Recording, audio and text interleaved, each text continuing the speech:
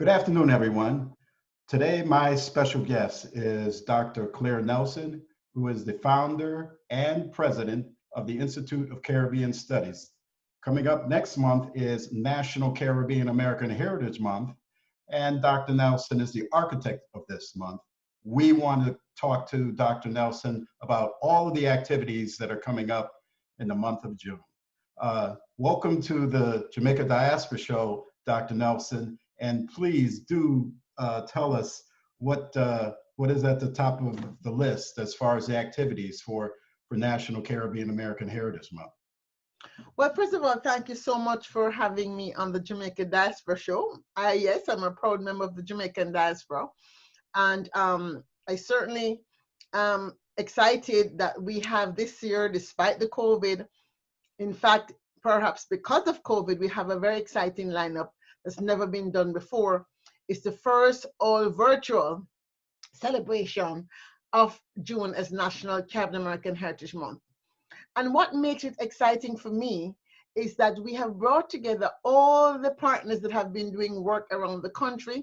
Well, if not all, I would say most of the partners that have been doing work around the country under the umbrella of the month. And on our platform, Caribbean Connections platform, we'll have a listing of those organizations that really want to ensure that their offerings virtually, whether it's a storytelling festival, a book festival, a gospel concert, fitness events, after parties, all kind of events, plus our own intellectual series of conversations that we're putting out under the brand name, A Smart Caribbean Gathering, a Futures Brainfest. Doesn't that sound luscious?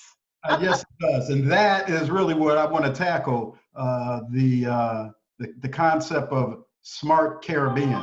Can you please explain Smart Caribbean and how did you come up with that name? Well, we've been working with this brand, Smart Caribbean, for perhaps around 3 years now, and it really came out of my response to the Smart Cities agenda. A lot of cities around the world started using smart cities maybe 5 years ago.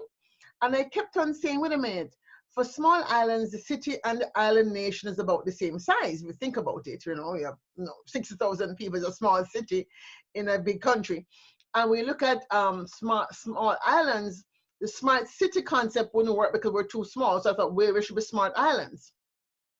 Then I realized, but the way they're using smart in many cities focuses around the technology solutions and not so much what I'm considering the human-centered issues that we have to address, because many cities could be very smart technically, but still display a lot of inequality or inequity in terms of access to poor and marginalized people.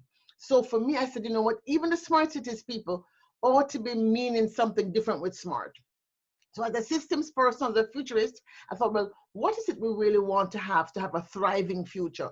Whether it's at the city level, county level, state, you have a smart city, smart state, smart island, smart nation, as I call it, smart future.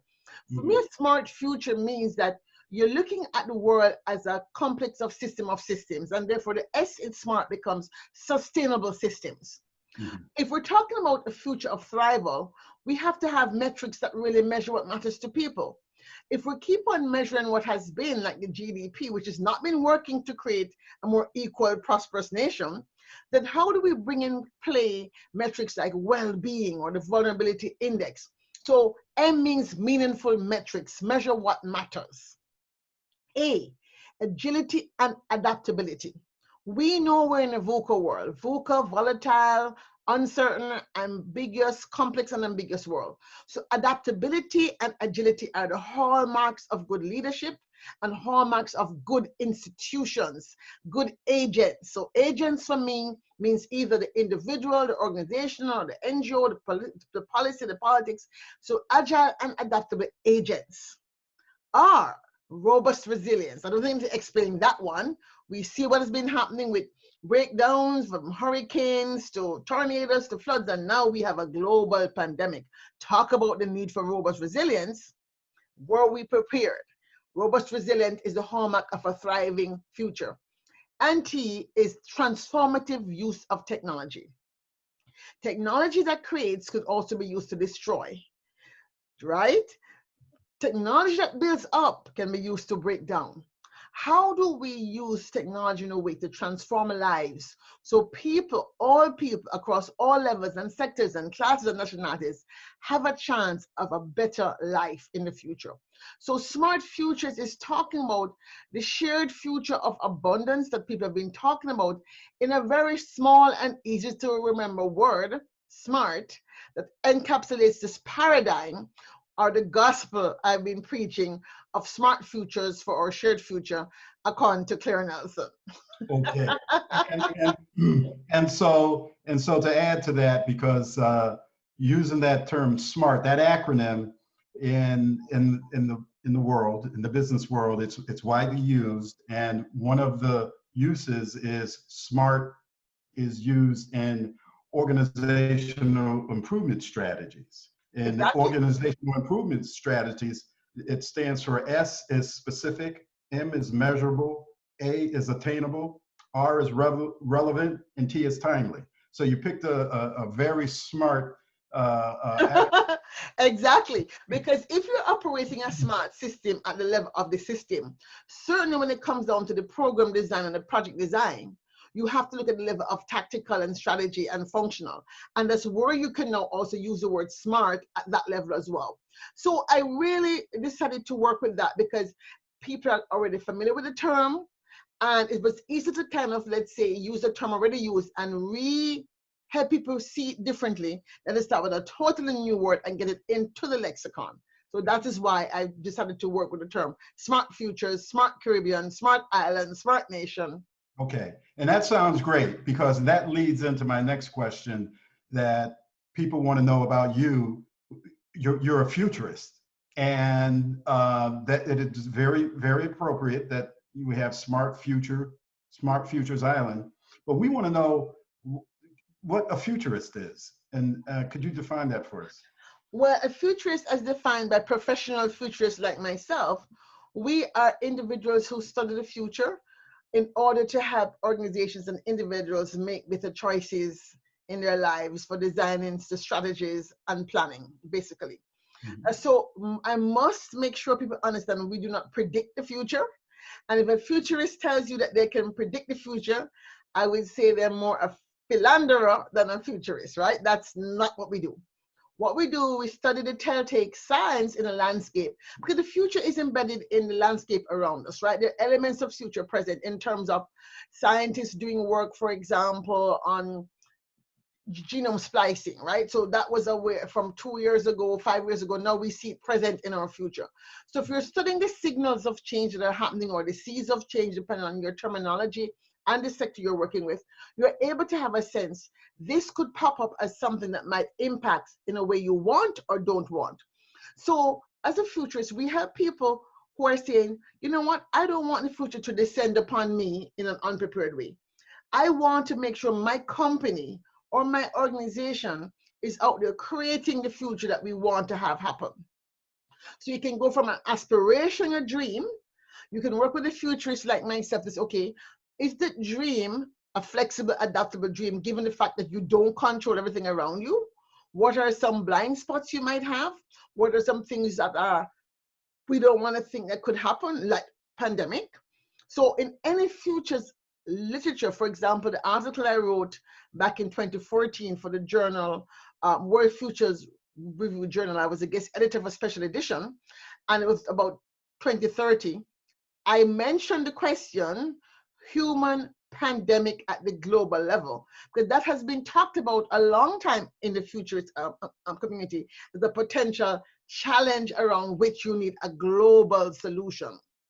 So yes, futurists help organizations and individuals and governments to look at the future, see it more clearly, and therefore design the future they want. That's a very good way to put it. Okay, now there are organizations, and now you originally became a member of the is it the Future World Society? Well, there is the World Future Society, which about 4 years ago underwent a shift, but I'm also a member of the World Future Study Federation, which is more geared towards professional futurists and academics who are working in the future. as well as the Association of Professional Futurists, which is about people who actually do this for a living. So the World Future Society is more like a gathering of people who think about the future. They're not sort of working as futurists professionally, but they're people who think about the future and they want to become more literate in how to explore this landscape so that they themselves might improve the way they work and operate their own lives. The idea that I get when I hear that word, and when I did hear that word first, I thought of a visionary. Now, I looked up the definition of a visionary. Okay, it's not someone that sees, it does have, about making reference to someone that sees, into the future. But something else it said that I thought was pretty consistent with what the futurist thinks. A person with original ideas about what the future will or could be like. Mm-hmm. Right. Policy making. So that line in itself isn't that consistent with what you're looking for? Your ideas about what you think? No, well, again, the word futurist is loosely used by a lot of people. But as a professional futurist, I'm going to apply that word to that person because we use it as somebody who gets paid to think about the future instead of the future. I would say I was a visionary before I became a futurist. Mm-hmm. In other words, I was a visionary because I had the idea to start ICS, or in the case of my work, I've always, as an engineer, working in international development, looked out at the fact that we're asking countries to do 30-year loans, but not thinking about what the future could look like. And I kind of stumbled upon this space because I wanted to kind of justify to one of my supervisors why I had an opinion. And so I Googled the term, the study of the future, and up popped this thing. I'm like, oh my God, there's a whole universe of people who literally study the future the way they do history. And so future studies includes, for example, the study of the way we study the future. It's a very academic field. It's not just thinking about the future. Everybody thinks about the future. If you have a child, you must think about the future. If you're buying a house, you must think about the future. It's different from being a futurist, which is a very specific, let's say, label for a professional person who does it in a more systematic way. We have tools, we have methodologies, and there's some that are accepted that have been used for like several years, and some which are still being invented now that we have AI, for example, to help us look at data differently. Okay, so now I don't want to get into this right now because I do want to get into the body of Smart Caribbean and the offerings that we have, for the month of June. But I do want to come back to future because yeah. There's a book in that the future of business and Foresight project. So I want you to be ready to talk about that, but at that point in time. But right now I want to get into the current Smart Caribbean. Right. So the Smart Caribbean Gathering is really an exciting thing I've been thinking about for some time, but really didn't decide to act on it until the pandemic happened. So the pandemic provided an opportunity for us to reinterpret and reinvent how Caribbean American Heritage Month is experienced, because we're all are sitting in this very uncomfortable, uncertain place, and we all need to be reassured that we can be part of the construction of not going back to what wasn't working, but construction of a new way of being in the future. So we hear a lot of talk about what is the new normal, right? The new normal. Now, as minority peoples in America and as minority peoples in the world in the Caribbean region, we often have a colonized view of the future, right? We talk about the future being colonized by the policies and paradigms of the weird countries, meaning that the Western educated, industrialized, rich, developed countries. That's a term we use, weird countries, right? So the weird countries say, here's what the world ought to look like, and you have to follow this way. You have to, in order to get our loans, get access to our trade, etc. But with this upheaval, this global upheaval, I think there's an opportunity for people from minority groups to kind of assert their own worldview onto the world stage. And so what Smart Caribbean Gathering is about is a gathering of minds to think, to deliberate, to exchange views, about how the future might be different. And what we're doing is not gathering what I call ordinary minds. We're gathering change makers and innovators who have already been on the street trying to do things differently. In the Ignite Smart Caribbean space, we're gathering young professionals who have been makers, they have won prizes, they have been out there pitching their business ideas, their apps, their vision of climate change, etc., largely on deaf ears, if I might add. Here we have an opportunity to gather them under one tent, help them know each other better, and for us as advocates in Institute of Caribbean Study, advocating this new paradigm, be able to say, here is a body of young people, 30 young people, who really ought to be heard and ought to be listened to and ought to be invested in to ensure that they get support. So to go to the issue of the creative economy, which is the second week, we wanted to have this creative smart Caribbean because everybody knows that reggae music is global music. Everybody knows that Caribbean style carnivals have become global. And we know the tourism economy and the festival economy has been a large way to gather jobs and create jobs and financial security for many people. What is going to happen to these people who would normally go on a tour, a reggae tour, normally have a carnival band, or normally be playing mass, both here in America as well as in the region? How are they going to live? How are they going to create a new economy around what is happening now, if indeed spatial distances becomes a norm for the next 2-3 years until a vaccine is formed, right? So rather than wait for the World Bank or the IDB or OAS or UN to say, here's what the Caribbean ought to be thinking about, I think it's important for Caribbean people themselves to voice their own vision of the future and voice what they think could happen based on their lived experience as experts in fashion design and music and digital economy and the app makers and the music makers. So we're bringing them all under the creative economy. The third week, we move to the healthful futures, the health sector economy.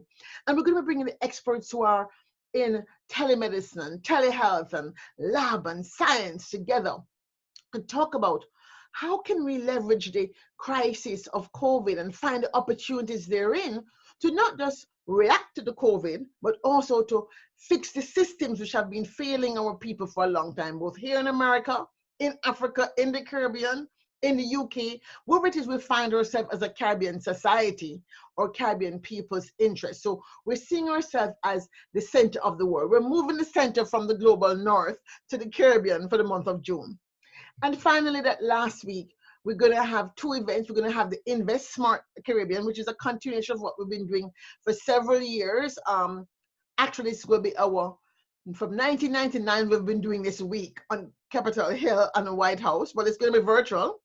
And so we're going to have a conversation about US policy and local policies that affect our ability to thrive, from themes from census, immigration, diplomacy, security, health, education, and prosperity. How do we create a prosperous society, a prosperous economy going forward? And we wrap up the week with a hackathon, which is going to be global. It's going to be on the Second Life platform, which is fantastic. It's very exciting.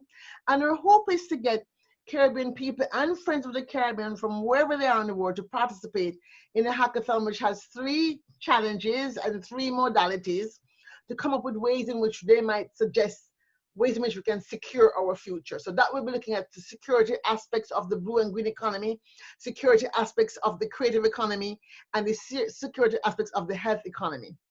Okay. And we're going to be having them not only do a technology challenge, but also a future scenario writing challenge, which I'm very excited about. And the third challenge will be a PSA 2-minute storytelling challenge, because we're often given information and stories in a form that doesn't really connect with the average person in the street. We wanted to see what young people could come up with that could give new ways of telling our story around the challenges we face. So that's it in a nutshell. It's a huge undertaking. It's 25 days of activity. It's 150 people or more of volunteers, moderators, speakers, etc. But for me, it represents, I think, the first step of a new journey that we must make together as Caribbean people around the world if we are to create the future we want. Okay, so this is, as I heard it, we have the Ignite Smart Caribbean portion, We Yeah. have The creative. healthy, Yeah. healthy portion, and then we have the creative smart Caribbean portion. But what I want to zero in on is back in through June 26th, the meetings with the State Department, because that is the focus of HR 4939's pillars Yes. that has been really a central effort during the month for ICS and the diaspora and the Caribbean diaspora. Yes, it has been like the law HR 4939 was passed at the end of December 2016 and came into effect in June of 2017. And we really had the privilege of really putting together a group of very shrewd and smart subject matter experts to write the first ever diaspora non-paper, which became for the State Department the companion paper that they were required to do in terms of consultation process as the bill had called for. And so ever since then, we've been basically aligning our conversation themes with those themes just to make it for ease of organization and also for continuity of our advocacy efforts. Because by and large, most of our organizations in the Caribbean American community are volunteer organizations, including ICS. We don't have a paid staff. So it's easy for us to be effective if we're working with what the status quo wants us to do as opposed to trying to work against the grain. So what we're doing now is organizing our working groups or reorganizing our working groups, bringing in some new people who are not involved, and basically reviewing and revising the document we wrote back in 2017. And on that week of June 22nd through the 26th, we'll be having conversations on not only the 6 pillars of the State Department's foreign policy strategy, but also the 2 domestic policies that we're concerned with, which is the census and immigration policy. So we begin the week with census and immigration, and I'm delighted that actually we're bringing also the people from UK into that conversation. It turns out that June 22nd is also Windrush Day in the UK, and we want to hear from them what they've been doing in terms of census and immigration and their counting and their policy challenges, and see what we might exchange in terms of the way we're working. What can we learn from each other? Then we move to diplomacy and security on the Tuesday, then health and education on the Wednesday, then energy and prosperity the Thursday and the Friday, and actually Saturday as well, because we want to look at both the prosperity agenda in terms of US policy towards the Caribbean, but prosperity along the same pillars here in America, where we operate small businesses, where we work in sectors.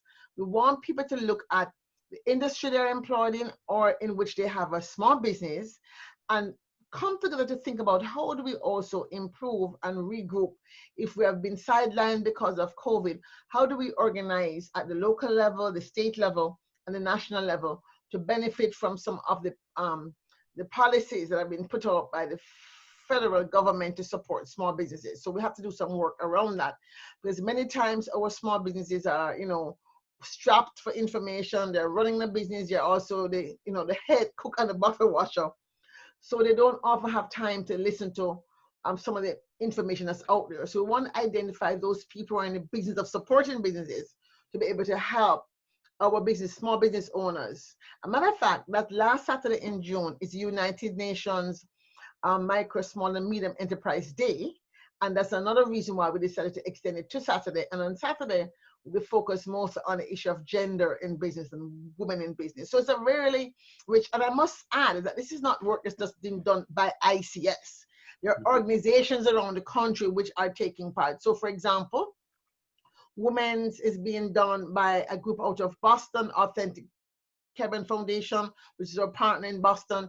We also have Jamaican Women of Florida who reached out to take a segment in that.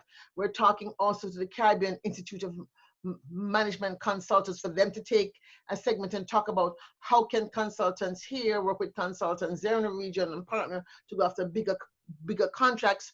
We're talking to the people who run Caribbean Chambers of Commerce in America to take segments and run with it. So it's not only ICS per se, we're just a gatherer. And that's why it's called a gathering, right? We're gathering all our experts. We're gathering our organizations from Atlanta, from Philadelphia, from Boston, from Hartford, where you are, from South Florida. And we're gathered individuals who are experts from the length and breadth of America to participate. We're gathering people from the Caribbean region, from the OACS countries, from Guyana, from Jamaica. You know, we're gathering Caribbean people from wherever they are, the UK. And hopefully we get somebody from Canada, somebody from Africa to join our conversation to address the central question of the Smart Caribbean Gathering, which is how might we leverage the opportunity provided in the crisis of the COVID global pandemic to co-create a regenerative economy in the Caribbean society. Now, Dr. Nelson, very much the idea behind HR 4939 as an agenda for the U.S. State Department. My understanding is that the U.S. State Department is heavily dependent upon the Caribbean diaspora to give its input into how to operationalize that bill. It is the U.S. Caribbean Strategic Engagement Act, and my understanding is that the U.S. State Department is looking towards the diaspora to give it the input that it needs in order to operationalize this bill. So how much have they accepted with regards to the inputs of the diaspora? I would rephrase it differently. I would say that the bill as crafted by Congressman Engel's office was suggested in the law that the State Department should have civil society consultations in the Caribbean and in North America, and that should include the diaspora. Now, State Department has never kind of done that work before. So because we were already a partner of State Department from maybe like about 8 years ago when the diaspora and development issue became important, and America, State Department at the time started talking about how to use diasporas in America to support their foreign policy interests, right?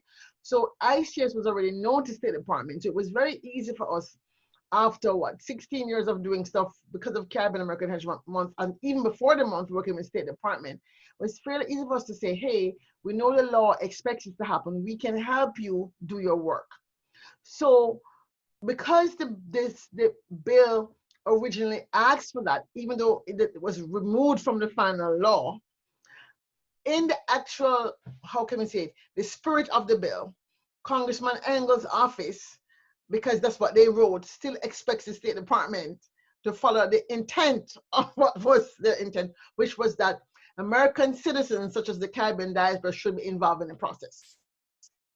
And so when we did our document in 2017, we really were delighted to find out that one, they made a choice to call the document a diaspora companion paper, right? When we handed it to them, it was a diaspora non-paper, which is a political term for something meaning that, you know, we don't want to be accused of any wrongdoing. It gives you kind of an out.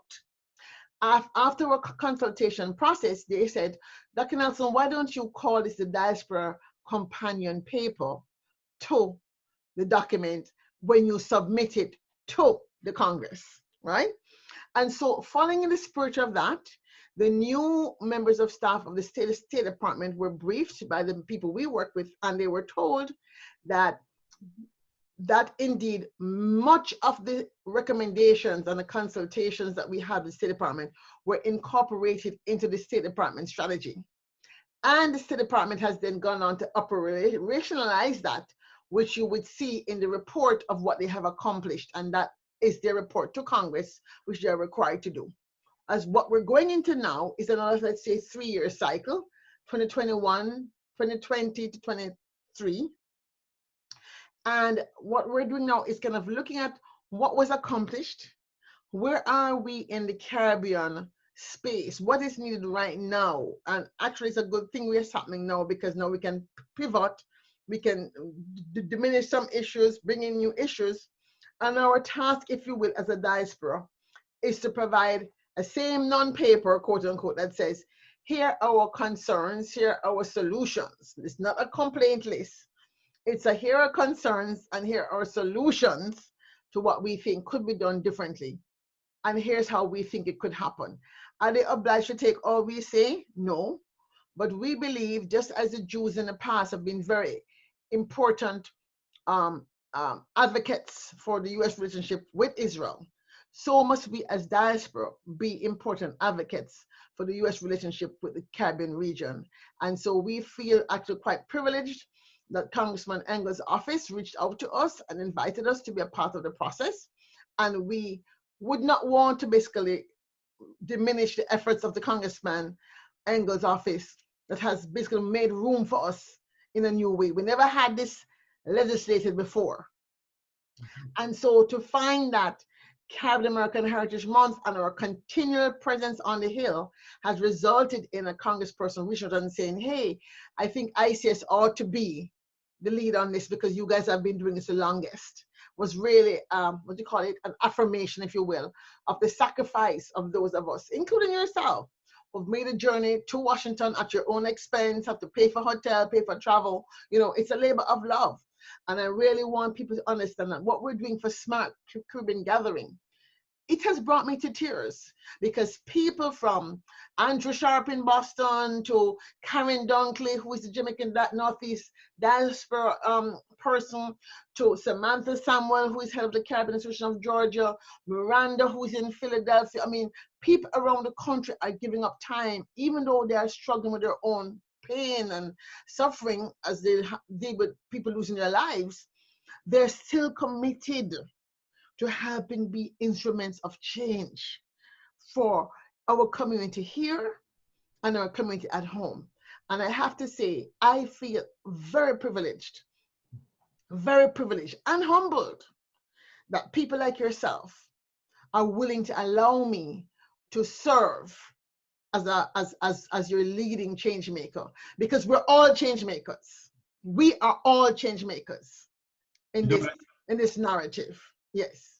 Well, I can certainly say, Dr. Nelson, you have done an outstanding job leading us, and I think that's a role we don't see anybody filling in the short term or in the long term. So please, we need your continued leadership and your continued presence at the State Department, and certainly going forward, we certainly will recommit ourselves to give you all the support that you need. But I'm going to take a break right now, because even though we're gonna air this globally, but we're also going to do it locally here in the Hartford area. So I gotta throw in a commercial in here right now. But let's take a break right now. Come right back with more with Dr. We'll come back with more with Dr. Claire Nelson. We're talking about National Caribbean American Heritage Month, which is in June. We're talking about the activities of Smart Caribbean Futures and our Smart Caribbean Futures Island also. We're going to talk about that. So we'll be right back.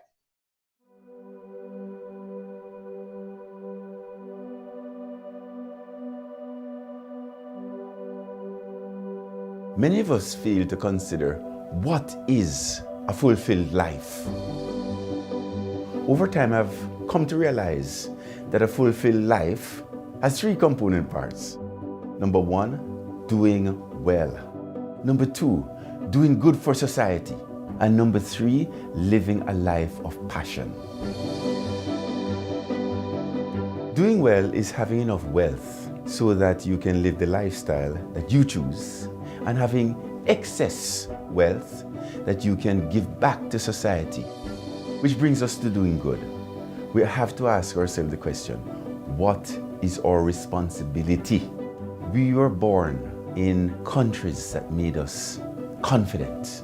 We're born to parents who had values. And thirdly, we're born in an era that gave us opportunities. Conversely, there are many children who were born in countries that immediately truncated their confidence, who were born to parents who immediately, by virtue of having no values, no standards, expectations, truncated their confidence, and who were born in an era in which there are misfits. Therefore, we have to ask ourselves the question, do we have a responsibility to those of our brothers and sisters who are less blessed than we are. And finally, the third component is passion. Very successful people, very fulfilled people, they have a mission, they have a purpose that gets them through the air pockets of life. So the question we all have to ask is, what is my purpose? What is my mission? What is my cause? That is what gives you passion. Living a life of fulfillment, the concept is simple, not easy to execute over the long run. We have to be prepared to persevere through thick and thin. Ultimately, living a fulfilled life leads to one's legacy. Which reminds me of the story of the three stonemasons.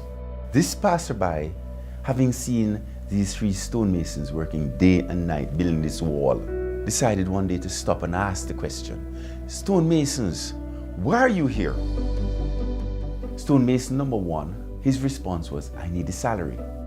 Stonemason number two responded by saying, "I am the consummate professional." Stonemason number three said, "The real reason I'm here is because I'm building my cathedral." Now, who do you think will have the fulfilled life? Stonemason number three, every brick he lays, he makes a direct connection to his ultimate legacy. Our behavior today will be our history tomorrow. Make sure it's well written.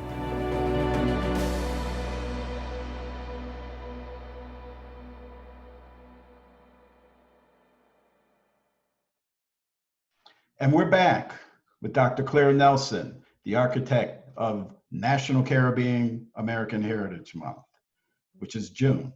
And we're going to talk to Dr. Nelson about some of the activities for the month. Mm-hmm. And if Dr. Nelson, could you kind of capture time frames for, say, the creative session, the health section? Well, it's very easy. I think first of all, our website will go live on the weekend, celebratejune.org. So beginning, I would say Saturday morning, celebratejune.org will be live and the calendar will be there for all to see. So we begin June 1st with official opening with the State Department, and then other states are having openings. So Boston opens their official event. We have, I think, New York opening an event on the 2nd, Atlanta the 3rd, and more people are beginning to tell me when they're opening up. And we'll be putting this all live stream, not only through their own platform, but through the national platform as well. We start World Environment Day is June 5th. So our Ignite Caribbean, which focuses on the blue-green economy, goes through the 5th to the 8th, which is UN World Ocean Day. We skip to the creative economy on the 11th to the 13th, which is the second week. The third week, we go to the Healthful Futures, and we pick health for that week because the 16th is UN Family Remittances Day. And we wanted to link these health remittances that we make. A lot of people from the Caribbean and Africa do healthcare missions. A lot of Jamaicans do healthcare missions, and we wanted to focus that on that day. So the 16th is for Family Remittances Day for the United Nations, and the 18th is UN Sustainable Gastronomy Day. So we end up with the food security issue, which is a big conversation happening right now, not only in the Caribbean, but across the world, in terms of what will happen if we don't catch a break, quote unquote, in this pandemic and find ways to ensure our food supply and the farmers don't get sick and the people who work the farms don't get sick. Those sorts of things we have to be thinking about. And then the last week, as I said, is Invest Smart, which we spent some detail on. So it's basically every week is what we call a Smart Caribbean gathering around a different theme. And interspiced between that, we have some cultural events. We have a fitness series being put on by the group in Georgia. We have a history series being put on by people from Charleston, Boston, Hartford, and New York. So we're looking at American Caribbean history in America, right? From the time of slavery all the way forward. And so we also are going to have, I think, a couple of fun events around sound clashes in our Second Life platform. We have room for more DJs who might be listening to sign up to have a party in Second Life. In fact, I'm trying to convince somebody to have a carnival fete in Second Life. Come in costume and party as an avatar. Hey, you can't want more than that. I think that would go very well with the carnival mindset. And we're also having a poetry series, and I'm calling the poetry series Groundings. And every morning we open with a Caribbean poet to ground us in a spiritual way using their poetry. So it's not the regular conference, it's not a regular gathering, it's a space, this space of Caribbean connections, right? That we're doing on this cyber world that we have to be living in as we're homebound. Let us be homebound physically, but outwardly visible through this platform. And we're really happy to find people just coming on board. People are still now coming on board. So I'm really excited. We're having a film series as well. So quite a few things are being planned by other groups, all to be pushed through the Caribbean CelebrateJune.org site. Well, you made the reference to Second Life, and certainly our viewers, picked up on that, but don't really know what Second Life is. So let's talk a little bit about the smart island that we are designing, or We're very excited. I have known about Second Life for some time, and I've kind of built an avatar many years ago, but never really found a reason to go over there and stay over there doing anything. So I was very excited when one of our colleagues that actually spoke at our Smart Caribbean conference last November in Washington, DC, one we do every November. And she was talking about disaster resilience. And I started talking to her about what we could do, as partners. And she says, my nonprofit version of my company, we do hackathons. And I'd love to partner with you for June. I said, really? She said, yes, I'd love to do that. It's a great opportunity for me to, work with some new people. And so we're so delighted to have Cerebrus Consulting that has a company that's called Security Next Gen. That's our nonprofit. And they're partnering with us by allowing us use of their private island that they have leased on Second Life, which is a gaming platform. It's been around for probably over 10 years. And so for people in the gaming world, they know what it is. But most of us who are not gamers are new to it. Basically, you need to go to secondlife.com and get yourself an avatar, and then come and register to become get your visa to visit our private island, because you cannot have a visa this is not going to be an island that you can just find on your own. You can only get to our island by registering and getting a visa from us. You're getting a Caribbean Heritage Month passport so you can come to visit our island. And apart from the hackathon, which will be held there, we're making open to people who may want to do an art show. You may want to do if you're a company, you want to actually have a table to show your products, we can do that. We have an auditorium where you can speak to people. So we're looking for people who may have TED type talks, who may want to do their talk over there on the island. And it will basically be your avatar speaking to people who are sitting around as avatars in an auditorium. So it's hard to explain if you haven't seen it, but when the website opens, you'll be able to see our video demonstration of it and make a decision if you want to kind of get involved and jump in. So Second Life Island, we're calling it Smart Island. So Smart Island is our very private playground for those of us who want to step into the future in a different way.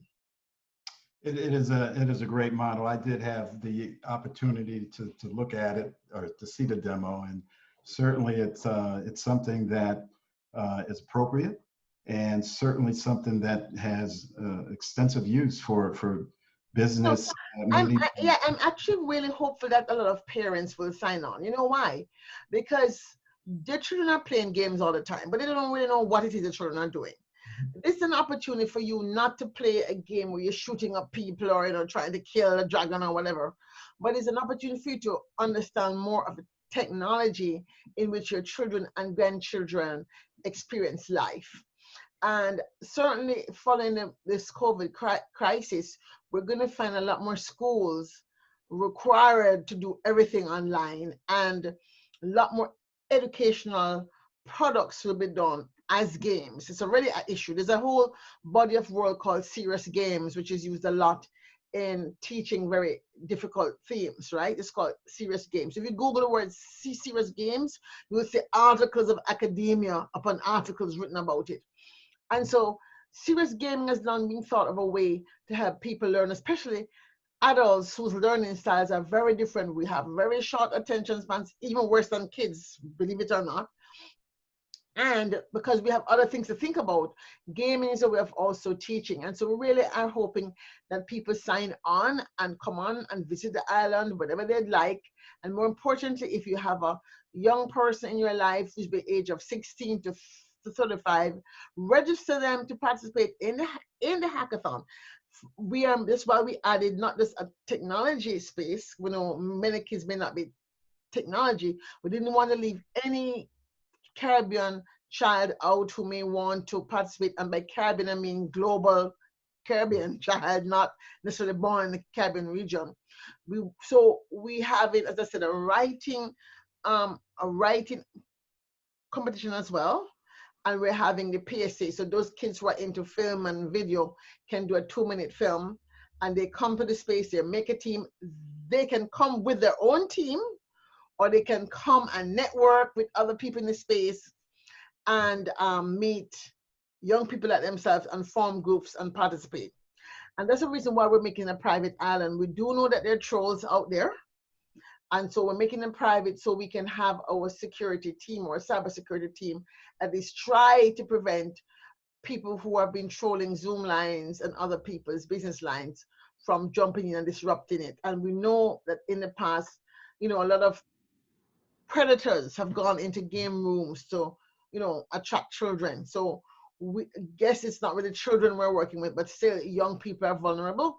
And so it's a reason why we have also having it as a private space. So we really are excited about this partnership and want Caribbean people to participate in the visits to the Smart Island throughout the course of the month. Well, that certainly is enticing for those that, especially the young millennials that are eager to make their mark in the world. So we want to definitely get the word out for them. So, well, Dr.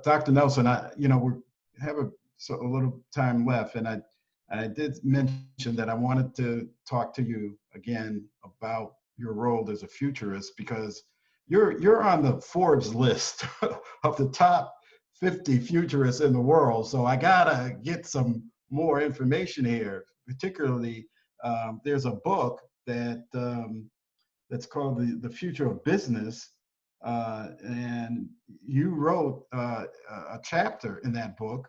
The book was written by Rohit Talwar. And yes. The name of the book is The Future of Business. Yes. The chapter that you wrote, improving the outcomes of Foresight projects. First of all, what is a Foresight project? And could you tell us about that chapter? Okay, so Foresight process would be, say, for example, any company that is selling, let's say, food, right? And they recognize that, okay, we have to think about how we might package our food differently in order to be green or whatever. Typically, people don't like change. So they might spend money hiring consultants to do this, that, this doesn't work. People still, resist change. So my paper looked at storytelling as a tool. I'm a storyteller in a Jamaican fashion. And I've basically come to understand, about 15, 20 years ago, there's a whole movement called storytelling in business. And it's when I realized that my natural gift of telling stories actually had a professional purpose. I was very happy. I could tell my mother, you see, I wasn't wasting my time.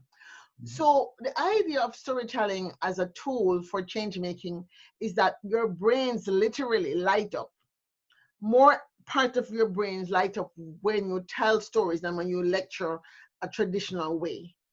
And so I felt as if people would use storytelling where in doing the Foresight project itself, you allow your staff to do the future scenarios in a way which are not just numbers and metrics. The company will have 5 cents more in profit by improving this machinery.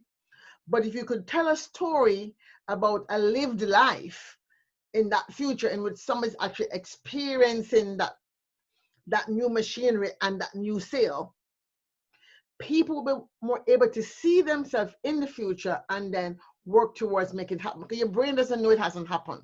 So most recently in December last year, we had an opportunity to go to UNESCO had a Futures Lab, and I was invited to participate. And I presented my storytelling approach, which is a participatory improv storytelling approach, right? And what I did was I used a one-woman show I do called Moon Runnings, which is about my life as a Jamaican on the moon circa 2038. And I used that as a starting point to invite the people who are in my workshop to talk about what they currently right now are angry about and what they currently were willing to work on. And then I had them do a series of exercises. Then at the end of that session, I took their stories and put it back into my story and then made it our collective story. So my thinking is that if I'm able to teach people those tools, we can move change-making processes and systems processes with more effectiveness, because people are able to see each other, not as rivals and competitors for space, but see that our interdependence, that we really rely and need each other to survive. We cannot survive without our essential workers who are paid the least in America, the garbage people, the bus people, the teachers, right? Now they're essential workers, right? So storytelling in business is something that I do, and storytelling as a futurist is something that I do, and I call my stories few stories as opposed to his stories. I use the word, I'm telling a few story, and I just pop up in any year and I just start talking about the years. So it's 2040. I haven't gone as, I actually have a story I wrote for Jamaica, 2062. I wrote it back in 2012 when Jamaica turned 50. And I wanted them to see what the future of Jamaica could be like. And I wrote a story set in 2062, set in Jamaica, where at 104 years old, I was being feted as one of the oldest people alive, Jamaicans, and other centenarians were there with me. And we were all talking about the good old days, you know, of 1970 and 1980, and all about. So you can use it as a way of bringing people into the future in a more comfortable way and helping them to see themselves differently in the future. Okay, well, Dr. Nelson, the situation as it is now, the pandemic has created such uncertainty that Yes. The futurist, the role of the futurist has just got bumped up.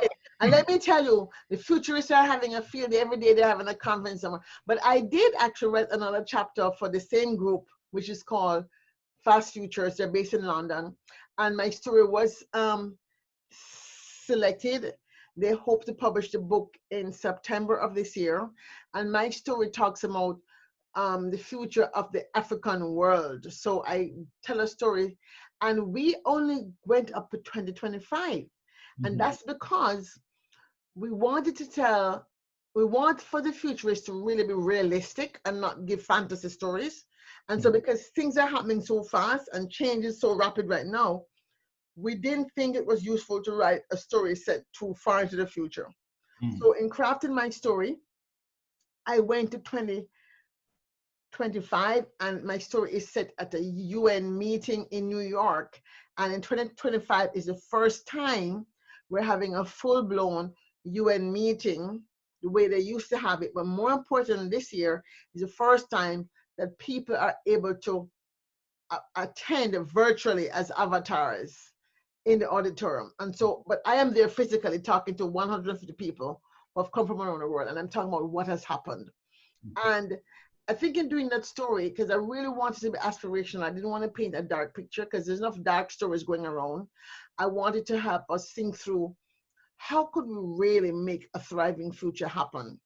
And I have to say that as a result of that story, this what I'm doing with Smart Caribbean is a result of that story. Had I not written that story, perhaps I would not be trying to do this, because I had to construct, well, is it feasible that out of this event that we're having in June, 5 people could do this thing in health, 5 could do this in education, 5 could do this in prosperity, and we could actually change the future, knowing all the players that are around the table. And I said, yes, it's feasible. Therefore, my story is plausible. The question is, will we have the collective mind shift to move in this direction? And so storytelling is about mind shift. Storytelling is about unearthing our cosmology, what drives us. What is it that prevents us as a people from doing things? And hence, I've been very careful in the meetings I've been having with people to stop talking about, we don't know how to be unified, we don't know. Let us speak truth into what we want to become and stop talking about what we are not. We might know how to be unified in a traditional sense, but come a mass party, we know to be unified walking on the road to play mass, right? So what if we were to reinterpret this gathering, not as a unified body where everybody must do as I say because I'm the leader? No. What if we imagine this as a carnival band, right?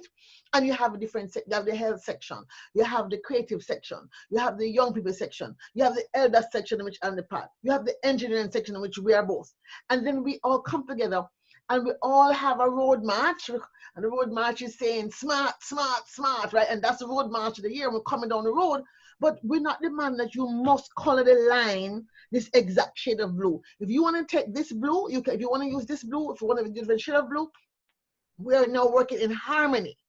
And we're using the understanding that Caribbean rhythms are polysymphonic rhythms and tones. We have a blend of African, Indian, Kalinago, and China and Europe, but the African rhythm dominates, and that's a syncopated rhythm. So we're not going to march the same way. But let's not worry about, let's not continue this, oh, we don't want to be unified, because all we're doing metaphysically is getting more of not unity. If we can say we're all in harmony in this mass camp, this brain fest, this carnival of ideas, this smart Caribbean gathering is a kaleidoscope, if you will, of brilliance that is spilling from all the people who are giving of their time and their passion to volunteer. Because we are all change makers. That is what we're trying to do. Yes, yes, Dr. Nelson, and you just made me think about how much we need your leadership. You are certainly on point with everything that has brought us to the point that we are right now, as far as the diaspora, as far as being in front of the State Department, as far as being a part of the decision on the U.S. Caribbean strategic engagement. And we do credit you for that leadership. And I might just add one thing. If you were out of it. I might just add one thing. We also want to ensure that the reason why we're working so hard to bring the Caribbean people on the ground into the conversation is that we understand that Caribbean civil society is also weak, and we need to join hands across the waters. We have prime ministers that are trying to speak truth to power.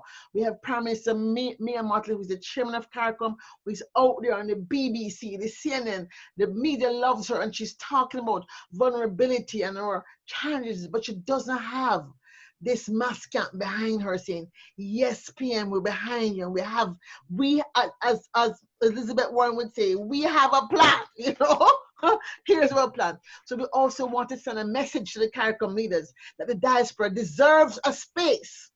In the same way that the State Department has now given us a space, the diaspora deserves an official space, because remittances are the social net of the Caribbean region. And we will no longer be said, okay, only give us your money, but we don't want your opinions. No. All our intellectual capital and technology capital of people from Ghana in the south to Belize in the west to Jamaica in the north to Barbados in the east, all of us together must be part of the CARICOM conversation going forward. And that's what we're also advocating for this month. Well, Dr. Nelson, thank you so much for. Thank you for having me. I really appreciate the opportunity to share my thoughts. Yes, I certainly appreciate it very much, as certainly our viewers will also.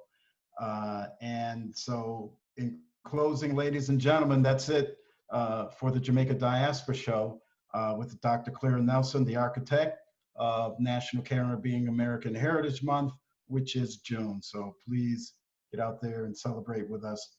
Dr. Nelson, thank you again. Ladies and gentlemen, we'll be back with more on the Jamaica Diaspora Show and on Hartford Public Access Television. Have a good day. All right.